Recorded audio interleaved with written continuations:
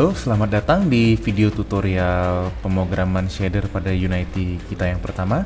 Dan pada video yang kita yang pertama ini kita akan berkenalan dengan CG, bahasa pemrograman shader yang digunakan pada Unity. Kita akan mempelajari bagaimana melakukan pemrograman shader kita yang pertama dan bagaimana meletakkan shader tersebut ke dalam sebuah material dan bagaimana mengimplementasikan material tersebut kepada satu objek. Oke, selamat datang di tutorial shader kita yang pertama. Dan mulai tutorialnya kita akan buat sedikit berbeda ya. Jadi kalau misalnya lihat dari tutorial sebelumnya, mungkin saya biasanya off cam di tutorial, tapi kali ini kita akan on cam aja supaya lebih interaktif. Mohon maaf karena belum ada green screen, jadi kadang-kadang saya bisa hilang. Up. Ya nanti mungkin kalau ada teknologi kamera yang lebih bagus bisa kali ya. Jadi kita akan belajar tentang shader. Di tutorial series ini kita akan belajar tentang shader, bagaimana membangun shader pada Unity. Jadi shader itu apa? Jadi kalau misalnya kita belajar tentang komputer grafik ya, sedikit mungkin dasar-dasar komputer grafik. Ketika kita masukkan sebuah program, sebenarnya kita bikin program komputer grafik, data apa yang kita masukkan biasanya itu adalah data vertex.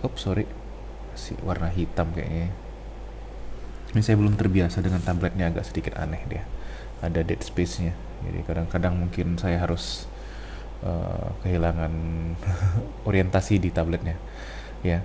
Jadi biasanya itu kita ada sebuah model seperti ini ya modelnya. Tapi tentu aja kalau misalnya kita representasi modelnya ini bukan dalam bentuk gambar tentunya ya. Jadi biasanya itu adalah data-data vertex. Ya, setiap vertex ini memiliki koordinat ya. Misalnya V sama dengan X, V1 sama dengan X1, Y1, V2 yang ini ya, sama dengan X2, Y2, begitu seterusnya. Vn sama dengan xn, yn. Ini adalah data komputer grafik kita. Tentunya kita seperti inilah cara kita merepresentasikan data geometri. Lalu apa yang dilakukan oleh aplikasi kita? Maka dia akan masukkan data ini ke dalam sebuah pipeline ya. Jadi ada yang disebut dengan rendering pipeline ya. Jadi pada rendering pipeline ini tugasnya ada satu, dia masukkan data yang ini, kemudian dia akan jalankan sebuah proses ya. Berbeda buku, berbeda teknologi, mungkin diagramnya berbeda, tapi kurang lebih biasanya sama sih ya. Dan outputnya adalah sebuah gambar gitu ya. Inilah gambar kita gitu ya. Jadi yang dimasukkan data ini ya, data ini semua itu yang akan kita masukkan. Tentunya ada data yang lain ya, misalnya data warna, kemudian ada data lighting ya, warna atau material lah ya, material. Kemudian ada data lighting ya, kemudian ya tambah efek-efek lainnya gitu ya. Itu semua nanti akan dimasukkan ke dalam rendering pipeline kita, kemudian akan diproses, dapatlah sebuah gambar. Nah, kira-kira prosesnya apa aja ya? Biasanya itu yang paling pertama itu adalah vertex shader gitu ya. Vertex shader. Oke, dilihat dari namanya kita tahu vertex ya. Jadi kita berurusan dengan vertex ya, berhubungan dengan geometrinya ya, data-data geometrinya ini. Apakah dia ditransformasi, mengalami transformasi, dirotasi, ditranslasi, itu semua yang melakukan adalah vertex shader. Baru di tengah-tengah ini biasanya ada geometry shader ya, yang berhubungan dengan tessellation biasanya ya, itu yang paling banyak dipakai. Di sini ada rasterizer, clipping, kita nggak akan berurusan dengan ini ya. Dan terakhir adalah fragment shader. fragment shader. Maaf tulisannya jelek ya, tapi kira-kira dapatlah idenya ya. Kemudian yang fragment shader ini kita akan berurusan dengan pixel ya. Inilah dia adalah shader yang menggambar pixel di gambar-gambar kita, kemudian dapatlah kita jadi sebuah gambar gitu. Oke, jadi seperti inilah dia rendering pipeline-nya. Lalu bagaimana, apa itu pemrograman shader? Pemrograman shader itu adalah kita memprogram ulang shader-shader ini gitu ya. Jadi ini ada beberapa shader, ini kita bisa kode ulang ya. Jadi pipeline-nya itu nggak default ya. Dulu sebelum ada pemrograman shader ya, pipeline-nya default, kita nggak bisa ubah apa-apa, udah bawaannya dari GPU ya, dan kita nggak bisa modifikasi. Tapi di GPU modern sekarang ya, kita bisa ubah shadernya ini, komponen shadernya ini. Untuk tutorial yang kali ini mungkin kita hanya berhubungan dengan fragment shader aja ya, kita bahkan belum sampai ke fragment ke vertex shader atau ke geometry shader gitu ya. Nah, lalu bagaimana kita melakukan pemrograman shader ya? Kalau misalnya di OpenGL, ya, ini tabletnya agak mencong nih, saya bikin kurang panjang kabelnya, mohon maaf ya. Itu kita menggunakan GLSL namanya ya. Jadi dia itu semacam bahasa pemrograman untuk shading language ya, graphic library shading language gitu ya. Kalau di DirectX ya, punyanya Microsoft, kita menggunakan HLSL. Kalau Unity dia punya bahasa sendiri, namanya itu adalah CG ya. Jadi kita akan belajar menggunakan CG ya. Tapi kurang lebih ketiganya ini punya konsep yang sama dan biasanya itu menggunakan istilah yang sama, mungkin strukturnya aja yang sedikit berbeda. Tapi saya rasa kalau misalnya kita sudah paham GLSL dan HLSL tuh, lompat ke CG itu mudah sekali ya, karena memang dalam pemrograman shader ini yang penting adalah konsepnya dan matematikanya. Oke ya, jadi itu sekedar pembukaan tentang pemrograman shader. Kita akan mulai coding, mudah-mudahan tidak ada masalah. Jadi kalau misalnya belum install Unity, silahkan diinstal dulu, dan jangan lupa juga diinstal Visual Studio-nya, karena kita melakukan pemrograman shadernya itu menggunakan Visual Studio. Apakah bisa tidak pakai Visual Studio? Bisa sekali ya. Tapi saya rasa defaultnya masih Visual Studio lah ya, lebih nyaman menggunakan Visual Studio. Kita buat project baru, project yang sederhana aja, kita bikin 3D core aja templatenya, gak usah yang aneh-aneh. Pastikan nama projectnya sudah sesuai. Saya bikin misalnya my first shader tutorial. Jangan lupa lokasinya dipastikan di lokasi yang kita mau. Kalau saya punya di sini Unity Project tutorial. Ya, saya bikin saja di sini tutorial, boleh lah ya, tutorial 1 gitu. Supaya terstrukturnya bagus. Select folder. Oke, kemudian saya bikin create project. Ya, mungkin membutuhkan waktu. Ya, Unity harus di start dulu. Ya, jadi sembari menunggu Unity ini berjalan, apa tadi? Mudah-mudahan nggak masuk ya. Tadi ada sedikit suara gangguan di itu saya. Nanti saya coba cut. Nah, jadi kalau misalnya kita melakukan pemrograman shader di Unity, buat apa sebenarnya gitu ya? Jadi kalau misalnya kita menggambar sebuah objek ya, misalnya ini adalah objek kita, saya bikin warna merah dulu atau warna biru kali ya. Ini kenapa nggak mau dia? Apakah saya masih perlu mengubah ini? Sepertinya tidak. Sudah diganti brushnya. Tadi belum ketekan kali ya. Jadi misalnya saya punya sebuah objek gitu. Kalau di Unity nih ya, Bagaimana cara saya menerapkan shader di sini? Ya, setiap objek itu dia pasti punya material. Ya, sebenarnya material ini nggak wajib kalau dalam pemrograman grafik di OpenGL itu nggak wajib. Tapi kalau misalnya dalam Unity, kalau kita ingin mengubah warnanya, mengubah ambien, ya, diffuse, spekular, gitu, kita harus mengimplementasikan material pada objek kita, ya. Jadi ketika kita membuat objek, kita harus lekatkan komponen material pada objek tersebut.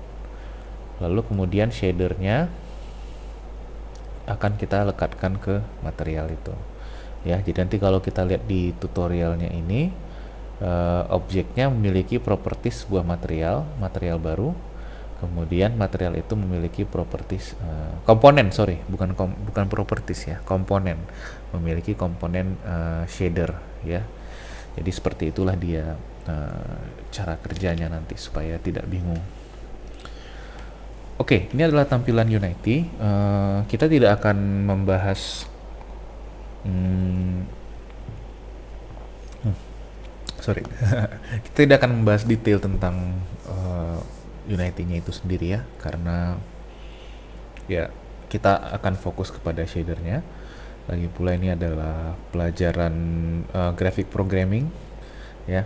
Jadi graphic programming ini kita ya bahas tentang pemrograman grafisnya, dalam hal ini adalah shader, ya. Jadi kita tidak akan membahas komponen game mekanik gitu atau lain-lainnya, walaupun ini sebenarnya game engine, ya, tapi kita akan hanya menggunakan komponen shadernya aja. Tapi tetap akan saya kenalkan juga bagi penonton yang masih awam, ya. Jadi ini adalah ada dua tab, ya, by default. Ada scene, ini adalah tempat kita mengedit scenery kita, ya. Ada game, ini adalah game yang sudah dijalankan. Kemudian ini adalah objek-objek yang ada di scene kita, ya, hierarki, dalam bentuk hierarki dia, makanya dibilang hierarki di sini, ya. Project ini adalah aset-aset kita, jadi nanti kita akan letakkan di sini aset-aset kita dan tambahan-tambahan lain tentunya kalau misalnya ada yang diinstal. Dan konsol ini nanti adalah output. Kalau misalnya kita mau memprint sesuatu, ya, untuk debugging biasanya konsol ini bagus, ya, debugging level pemula, ya, semua di print gitu, ya, itu di konsol nanti kelihatan. Inspector untuk melihat properties-propertiesnya, jadi untuk setiap objek yang ada di sini itu pasti ada komponen-komponennya, ya, dan komponen itu memiliki properties, kita bisa edit di sini. Oke, kita akan coba buat objek kita yang pertama. Jadi scene kita yang paling basic itu dia sudah ada cahaya, ya. Ini directional light dan ada kamera. Ini adalah kameranya. Coba perhatikan kalau diklik itu ada muncul satu box kecil di bawah sini. Itu adalah kameranya. Jadi nanti inilah yang kita lihat di layar kita waktu programnya dijalankan. Kita akan tambahkan satu objek baru, sederhana saja. Saya bikin klik kanan di sini, ya. Dan 3D object saya bikin cube aja supaya mudah, ya. Jadi saya punya sebuah kotak, saya pastikan kamera saya bisa melihat kotaknya itu, ya. Kebetulan kotaknya agak di atas, nggak apa-apa, saya bikin agak ke bawah dikit. Oke. Nah, sebenarnya gini, ya, ini mungkin hanya sekedar itu saja, sekedar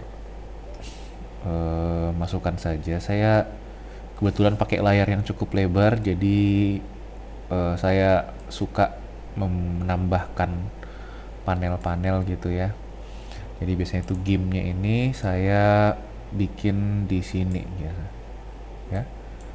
Ini saya nggak usah lagi. Jadi kalau misalnya saya pindahin objeknya, saya bisa langsung lihat pergerakannya gitu, tanpa harus ubah klik kameranya. Tapi tentu saja kalau misalnya nanti asetnya itu tambah banyak, ini agak mengganggu, ya. Itu preferensi aja sih, preferensi. Kalau misalnya saya lebih suka seperti ini. Ada yang suka dia itu di sebelah sini, ya, di atas sini taruh. Tinggal di drag aja, nggak masalah, ya. Unity ini sangat luar biasa sekali, user interface-nya itu sangat modular sekali, ya.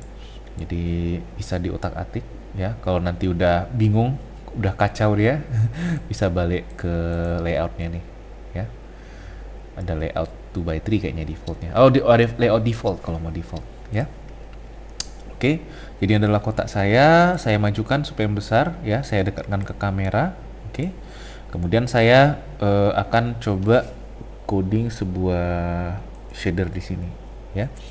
Saya bikin di sini di aset saya buat sebuah folder baru, klik kanan, create folder. Saya bikin misalnya my first shader tutorial. My first shader aja, oke.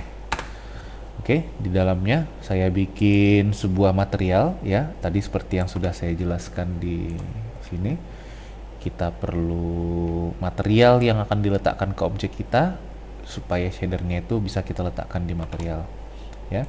Jadi saya bikin sebuah material dan nama materialnya my first material. Sebenarnya terserah nih namanya ya, apa bebas. Kalau fontnya terlalu kecil, saya rasa saya masing-masing untuk setiap nama akan saya sebutkan, saya rasa nggak ada masalah ya. Tapi untuk penamaannya bebas, nggak ada ketentuan tertentu ya. Material saya shadernya itu masih standar, ada berapa bawaan yang bisa digunakan. Silahkan bereksperimen kalau mau, tapi tentu saja kita nggak akan memanipulasi ini semua ya. Ada beberapa saja mungkin yang kita pakai. Yang standar itu albedo itu adalah warna dasarnya lah istilahnya ya. Metallic itu warna spekularnya. Jadi sebenarnya albedo itu mirip diffuse ya. Diffuse itu adalah warna dari objeknya. Metallic itu adalah warna kilatnya. Jadi kalau ada objek yang dikasih cahaya kemudian dia ada efek kilatnya, nah itu namanya spekular. Dia pantulan cahaya yang hampir sempurna pada objek yang permukaannya mulus gitu ya. Oke. Nah, sekarang kita bikin shader ya. Untuk diimplementasikan di material kita, klik kanan, create, dan shader. Untuk yang sekarang kita bikin standar surface shader aja ya. Ini adalah shader paling basic, my first shader.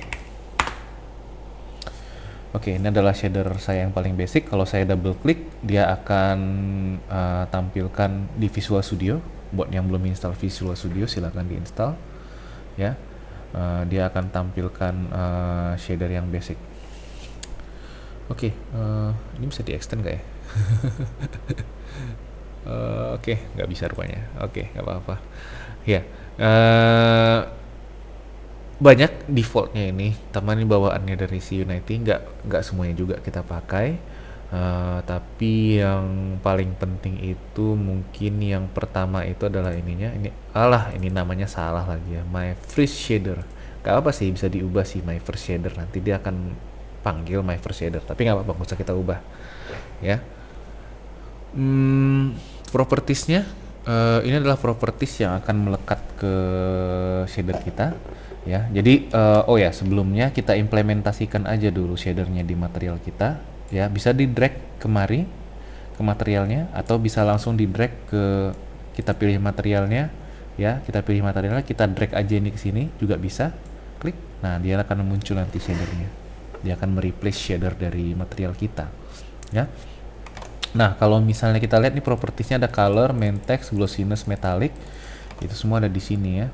Color, ini albedonya, main text itu teksturnya ya. Ini dia untuk properties teksturnya, ini tiling sama offsetnya, ini untuk properties teksturnya. Kemudian glossiness, smoothness namanya ya. Glossiness itu kayak permukaannya halus atau tidak. Dan metallic itu permukaannya itu metal atau tidak gitu ya. Jadi smooth itu biasanya kalau permukaan yang smooth, dia tidak akan mengembalikan 100% cahayanya gitu ya. Pasti pengembalian cahaya itu rendah. Permukaan kasar kayak kayu gitu ya.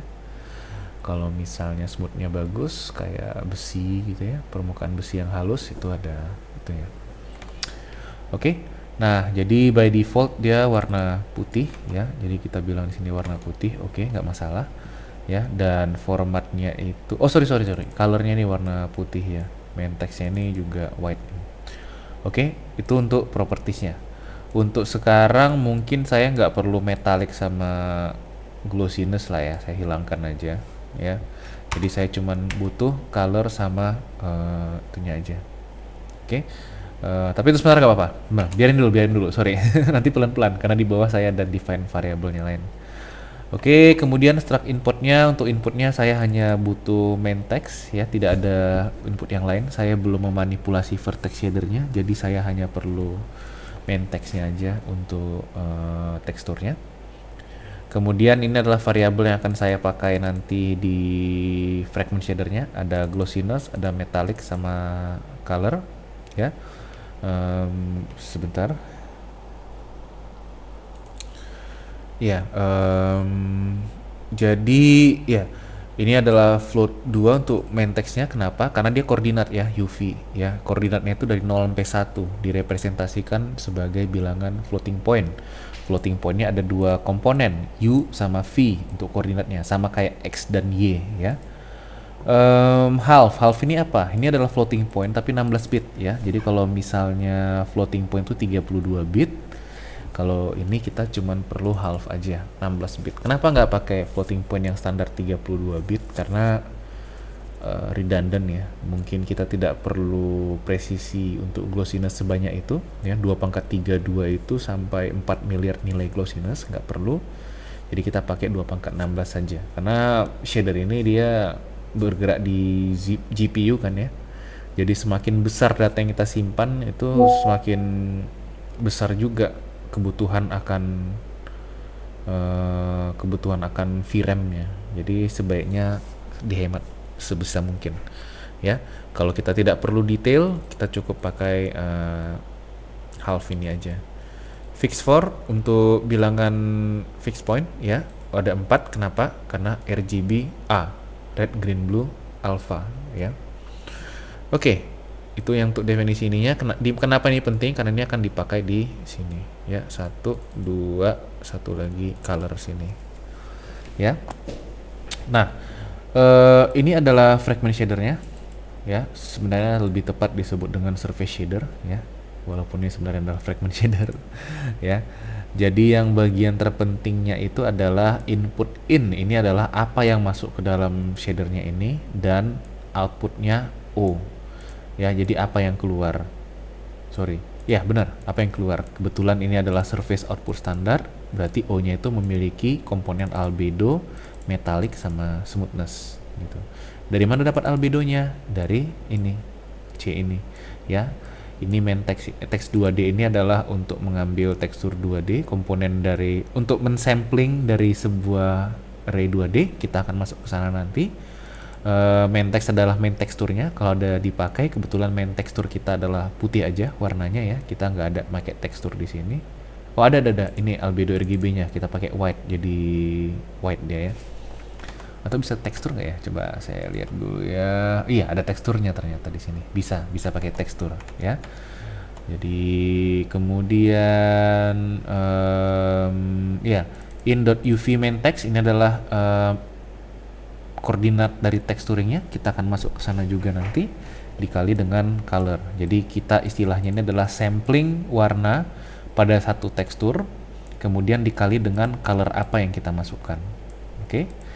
Nah, itulah nanti yang menjadi nilai C yang dimasukkan ke dalam nilai albedonya, karena itu adalah warna dasar kita. Gitu, ya. Kita nanti akan bermain-main juga di sini. Ya. Oke, jadi ini adalah tekstur kita. Ya. Ini adalah shader kita. Kita bisa manipulasi shadernya. Jadi kalau misalnya saya ubah ini jadi warna merah. Ya. Oh, kenapa tidak berubah? Oh, harus diimplementasikan ulang. Sorry. Kenapa ini tidak berubah? Karena saya ubahnya di sini, ya. Sebentar ya. Ini WhatsApp saya agak sedikit ribut, ya. Jadi yang diubah jangan di sini, karena ini adalah aset saya. Gitu. Oh, sebenarnya berubah juga ya. Atau di sini yang berubah harusnya. Kenapa tadi tidak berubah? Saya tidak tahu. Mungkin nggak update kali dia. Ya, jadi sini bisa diubah juga nggak masalah ya. Warnanya dia akan otomatis berubah di sini. Ya, kita nggak akan bermain-main dengan tekstur dulu, tapi kita akan coba satu variabel. Jadi kalau misalnya metallicnya, kebetulan nih objek saya itu ya, objek saya adalah sebuah kubus, jadi mungkin tidak begitu kelihatan perubahan warnanya kalau smoothness dan metallicnya diubah ya. Misalnya itu untuk permukaan yang smooth yang bisa kelihatan. Oke, Seperti itu komponen shadernya. Coba kita bermain-main sedikit dengan shader, ya. Jadi gimana cara main-mainnya? Coba yang paling sederhana aja dulu ya. Saya mau kotaknya ini terbagi dua gitu ya. Yang di sebelah kanan atas itu sebelah kanan itu dia warna merah, sebelah kiri itu dia warna biru. Dan saya punya color 1 dan color 2 gitu. Jadi ada dua color dia ya. Jadi saya tambahkan propertinya di sini. Saya bikin color ini primary color. Saya bikin di sini color primary ya. Kemudian saya bikin lagi satu properti, namanya itu adalah secondary. Saya bikin di sini secondary color ya. Di sini juga jangan lupa di fix for-nya ini kita ubah primary dan fix for secondary, karena ini yang nanti akan masuk ke shadernya ya. Jadi ini cuma propertiesnya aja, ini akan masuk ke shader dari surface shadernya nih ya. Jadi saya punya dua warna, primary sama secondary. Oke. Sekarang dia belum pakai yang color primary. Saya udah pakai dua color, tapi supaya nggak error saya taruh aja color primary sini. Kalau misalnya nggak saya ubah ini ya, nanti dia akan error. Nah, itu warna putih, dia ada error nih. Undeclare identifier color ya. Di sini ada shader errornya. Di konsol muncul juga dia ya. Jadi bilang saya nggak tahu colornya apa gitu. Jadi saya pindahkan kemari, baru dia nggak ada masalah lagi. Oke. Kebetulan color yang saya masukkan ya warna putih. Enggak ya? Oh, betul ya, warna putih nih ya. Coba saya ubah misalnya. Oke. Oh, ini nggak diubah rupanya. Itu makanya tadi alasannya nggak berubah ya. Kemudian ini saya bikin warna pink, tapi warna pinknya belum ada. Oke, nah sekarang triknya di mana? Saya mau pakai color secondary, tapi saya bilang yang di sebelah kiri color primary, sebelah kanan color secondary. Nah, gimana cara menentukan dia kiri sama kanannya? Kalau saya mau bagi dua ini kiri sama kanan, ada banyak caranya. Kita bisa pakai koordinat teksturnya, tapi kita belum bermain-main dengan vertex shader, jadi dia belum dapat ini. Sorry, kita bisa bermain dengan koordinat modelnya ya. Jadi kalau koordinat modelnya itu lebih besar dari 0 misalnya ya, dia warna secondary. Kalau lebih kecil dari 0 warna primary gitu, bisa juga seperti itu. Tapi karena kita nggak punya data model koordinatnya, kita bisa pakai nih UV main text-nya nih ya. UV main text ini kan koordinat juga ini ya, koordinat dari teksturnya ini ya. Jadi kalau misalnya UV-nya itu gerak dari kiri ke kanan, biasanya itu gerak dari 0 sampai 1. Di tengah ini 0,5 ya. Untuk apakah ini pakai U atau V, kayaknya kita bisa uji coba, tapi saya rasa itu U lah ya, karena UV XY dia paralel ya. Jadi kita bisa bilang seperti ini, if in dot uv dot add up main text dot x ya, lebih besar dari 0 ya, maka kita bilang C sama dengan, sama persis rumusnya seperti ini ya, tapi kita kalikan dengan secondary. Sorry, color secondary. Oke ya, coba kita lihat. Oh, error ternyata. Ini biasanya kalau kuning seperti ini error nih. Oh, sorry, ini bukan error, memang kita bikin warna pink ya. Coba kita ubah jadi warna hijau. Nah, hijau semua dia. Kenapa? Ya, sorry, salah ya. Kita kalau UV itu geraknya dari 0 sampai 1. Kalau model koordinat mungkin dia geraknya dari min 1 sampai 1 atau min 0,5 sampai 0,5. Tapi kalau untuk UV dia geraknya dari 0 sampai 1. Jadi kalau kita mau di tengah-tengah, kita bikin lebih besar dari 0,5. Nah, itu dia terbagi dua ya. Oke, sekarang kita mau bikin misalnya yang bawah sama atas juga seperti itu ya. Jadi kalau misalnya in dot uv main text.y, main text.y lebih besar dari 0,5 f. Ya berarti ada 4 kemungkinan ya. Ini kita bilang ini berarti yang kiri atas kan ya, kiri atas. Ini buat main-main aja nih ya. Ya, jadi saya bukan kiri atas, ini kanan atas harusnya. Coba kita tes ya. Oh iya, kanan atas nih kan, yang ini kan. Kita nggak main sama sisi yang di belakangnya ya, yang ini mungkin belum kita perbaiki, nggak masalah tapi ya. Or ya, sama saya mau bikin kayak checkerboard gitu loh ya. Jadi saya mau kanan atas itu sama dengan kiri bawah, ini lebih kecil dan lebih kecil dari 0,5. Nah checkerboard dia jadi seperti ini ya. Jadi seperti itulah dia bagaimana kita memanipulasi shadernya. Oke. Nah, jadi untuk tutorial kali ini saya rasa itu saja ya. Kita sudah belajar bagaimana cara membuat shader sederhana dan bagaimana mengimplementasikan shader itu ke dalam objek kita gitu. Ya.